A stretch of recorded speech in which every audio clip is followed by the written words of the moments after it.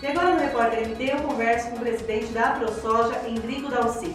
Entre os assuntos, o programa Soja Plus, a parceria com a Secretaria de Segurança Pública e a expectativa do setor para 2017.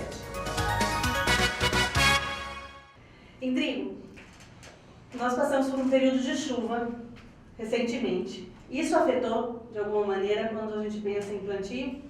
Nós temos que lembrar que no ano passado o Mato Grosso passou pela pior situação climática de todos os tempos, né? Nós tivemos uma quebra de safra de soja, de milho, que roubou bastante da produtividade de soja primeiro e depois na de milho, segunda safra. Então isso impactou de certa forma na rentabilidade dos produtores, em algumas regiões mais do que outras, né? A gente sabe que a região médio-norte, a região do Araguaia, a região leste, foi as que mais sofreram, sendo que a região oeste e a região sul foi quase que 100%.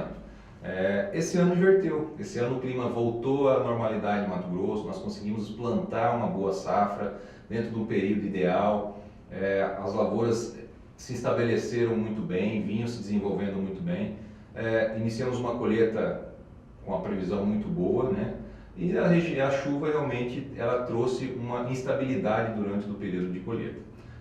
A região oeste, que no ano passado foi muito bem, esse ano sofreu realmente as consequências dessa chuvarada. A gente viu nas imagens que foram passadas na televisão, né, os alagamentos em Campo Novo, Parecis. A gente teve uma série de percas durante a colheita, ainda essas percas estão sendo contabilizadas, mas a gente já tem um número de quase 37.500 hectares que foram abandonados, não foram colhidos naquela região, né? A região que estava esperando fechar uma média de 56 sacas por hectare, está fechando 54,4 sacas por hectare. Então, foi a região mais impactada de Mato Grosso, é a região que puxou a nossa média, quer dizer, não vou falar que deixou nossa média menor, porque nós ainda vamos ter uma média acima de todos os outros anos. Apesar de tudo isso... Apesar de tudo isso, mas nós vamos...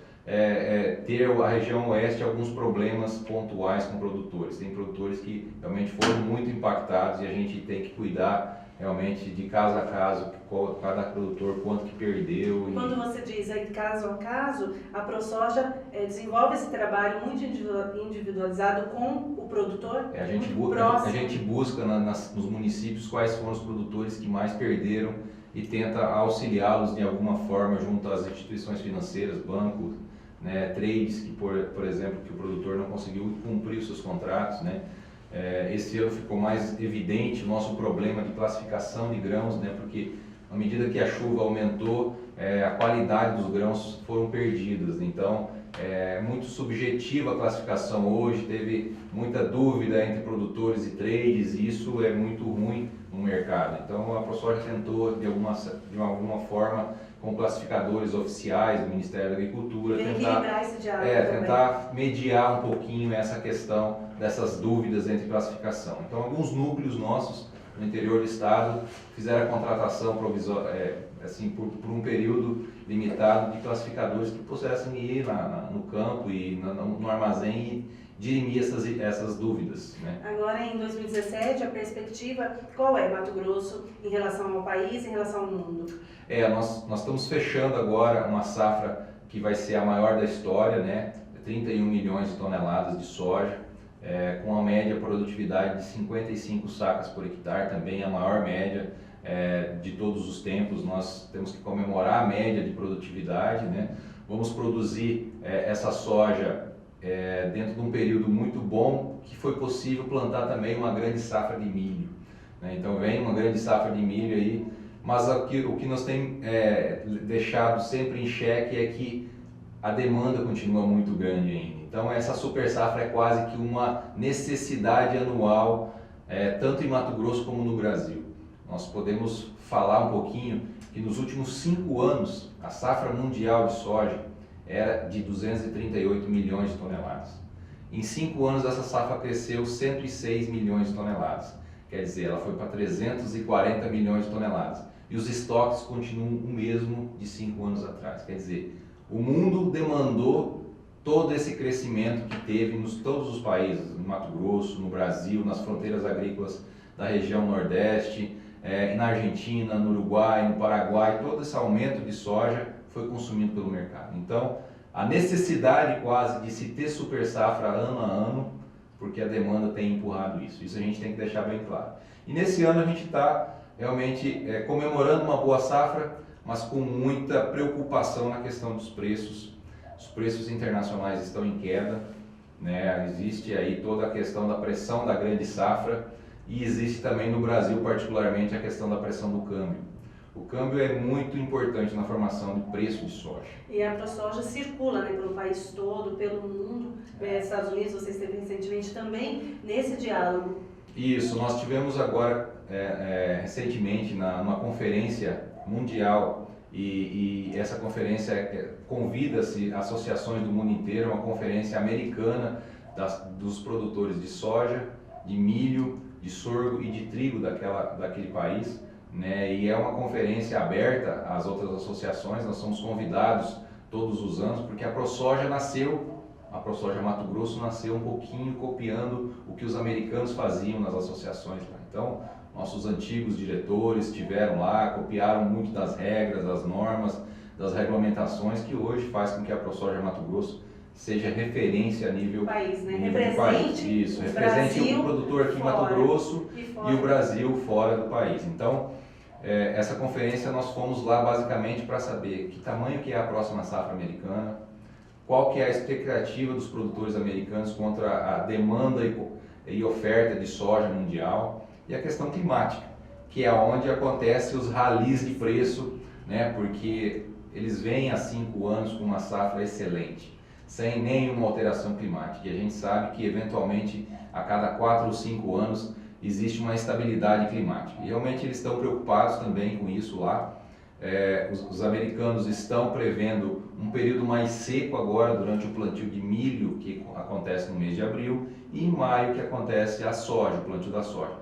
Já se nota um índice de umidade no solo menor, né? Alguns estados ainda possuem gelo nas suas propriedades, não é possível efetuar o plantio. Então, assim, é um clima diferente do ano passado e possivelmente nós vamos ter uma oscilação de preço. Isso é importante para o produtor nosso acompanhar. Quem não vendeu ainda a produção, a gente sabe que colhendo a média de 55 sacos, como eu te falei, em Mato Grosso, e com os preços atuais, os números não fecham. A liquidez é negativa, o produtor entra no vermelho. Mesmo com uma boa safra, olha só como essa questão do câmbio influencia muito. Então, como lidar com isso? Quais são as alternativas?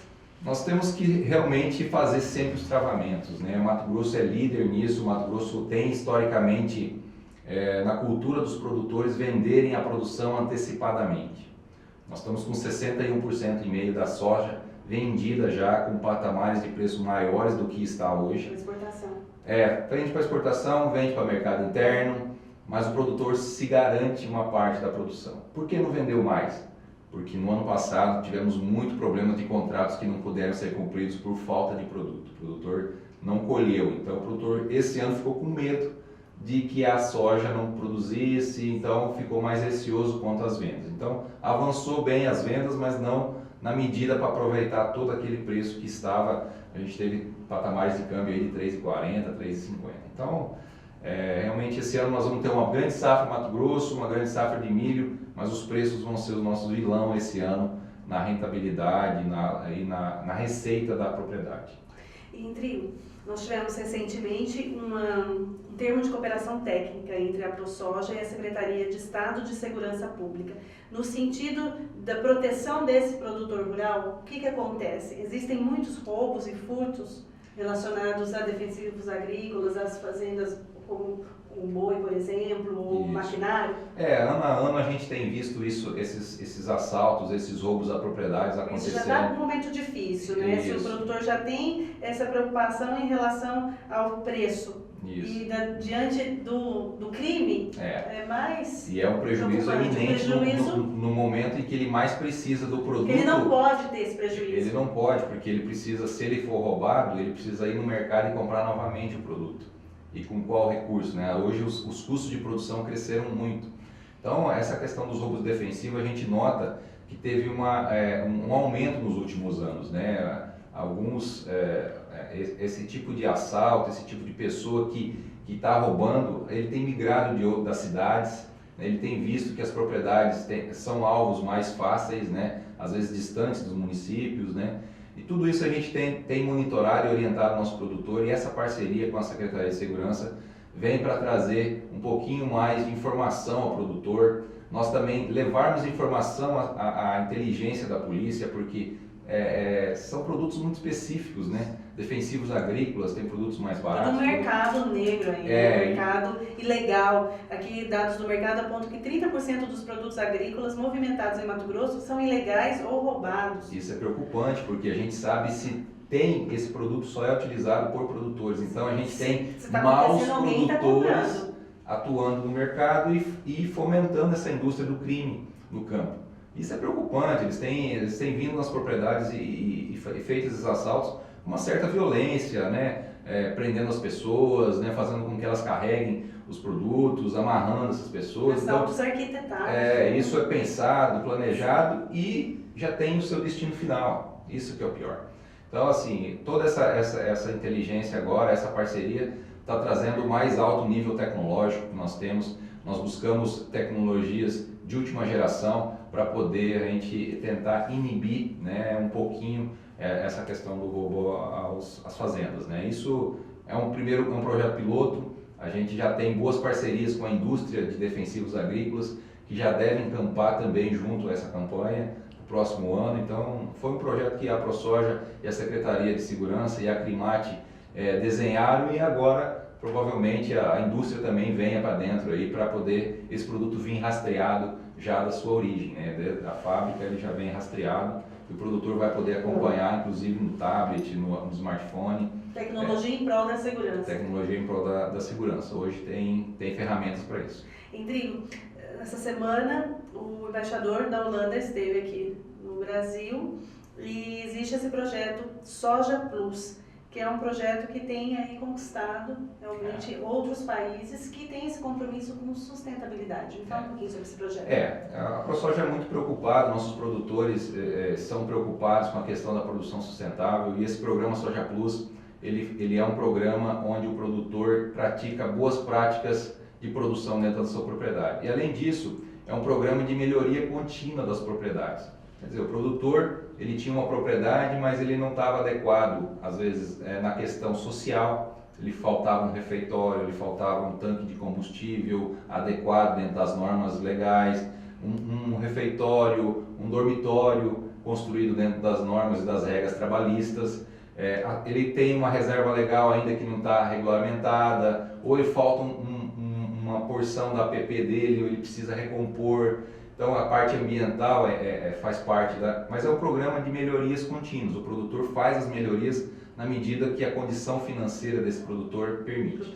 Então, nosso programa não é um programa de certificação, quer dizer, o programa de certificação é muito excluente, né? Ou você faz parte da certificação, ou você não faz. E já no programa Soja Plus, não. Todos estão dentro, e aí, conforme o produtor vai melhorando a sua propriedade, nas adequações, ele vai tendo nota. Então, nós temos produtor com 20% de adequações. Os produtores buscam essas informações? Tem esse interesse em realmente avançar nesse sentido? Sim, muito. Isso aí, no futuro, a gente pretende conseguir remuneração a mais pela nossa produção de soja. Isso a gente buscou nos mercados, nos dois principais mercados. Por isso que o Soja Plus é a nossa menina dos olhos do nosso programa. Porque no ano passado nós fomos reconhecidos pelo principal comprador de soja mundial, que é a China. Os compradores chineses reconheceram, e nós assinamos em abril do ano passado um memorando de entendimento lá. Vamos voltar agora na China final do mês para poder conversar novamente com eles. Nós estamos afinando agora já algo mais concreto quanto à rentabilidade, né? E um retorno financeiro para as boas práticas que os nossos produtores fazem aqui dentro, né? Então, tivemos agora em janeiro, na Europa, assinando com a Europa, que é o segundo maior mercado de soja mundial, também, onde eles reconheceram a nossa produção como sustentável, o programa Soja Plus como um programa que melhora as propriedades. Quanto tempo tem esse programa Soja Plus? Esse programa nós já temos há 7 anos, né? E ele tem evoluído. Hoje nós temos 1.094 produtores que participam desse programa. No universo de quantos? Num universo de 4.700, nós somos quase 2 milhões de hectares de área de Mato Grosso, dos 9 milhões produzidos com soja, já estão atendidos com Soja Plus, já fazem parte desse programa. Nós queremos agora, juntamente com a Europa está trazendo recursos financeiros para aportar recursos nesse programa para que a gente possa acelerar a adequação de mais número de produtores, a gente possa trazer mais produtores para dentro. Nossa meta para final do ano é 1.300 produtores atendidos com o programa Soja Plus. Isso demanda tempo, nós temos supervisores em campo fazendo visitas aos produtores, orientando, identificando as propriedades. A gente ajuda a identificar com placas holográficas, né? Então, tem sido um grande projeto. O embaixador da Holanda esteve conosco na ProSoja para conhecer o programa, a gente apresentou para ele particularmente toda a evolução do programa desde o início. Ele nos perguntou muito sobre a questão de produção sustentável, a gente mostrou que tudo que a gente produz em Mato Grosso, a gente produz em 9% do território somente. Esse compromisso, né? Nós temos 62%, nós temos 62% do território intacto.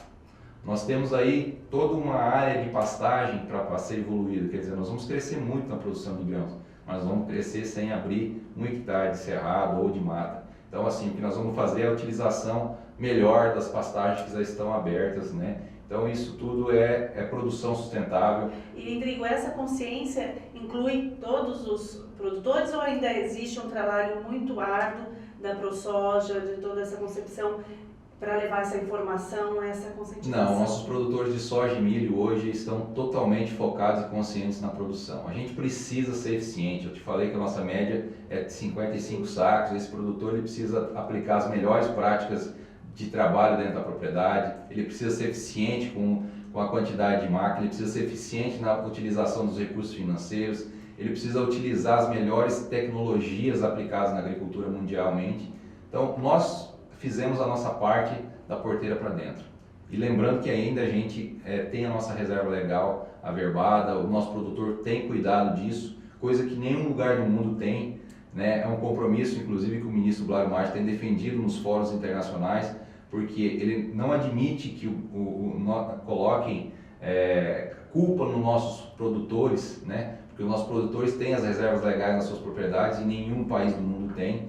Então, antes a gente tem que pesar isso, né? Se querem que a gente segure, guarde e mantenha essas reservas, que tenham um pagamento por serviços ambientais prestados. Eu acho que o futuro de toda essa conversa ambiental vai ser isso, né? A gente vai ter um pagamento por serviços ambientais pelas nossas reservas legais intactas nas propriedades.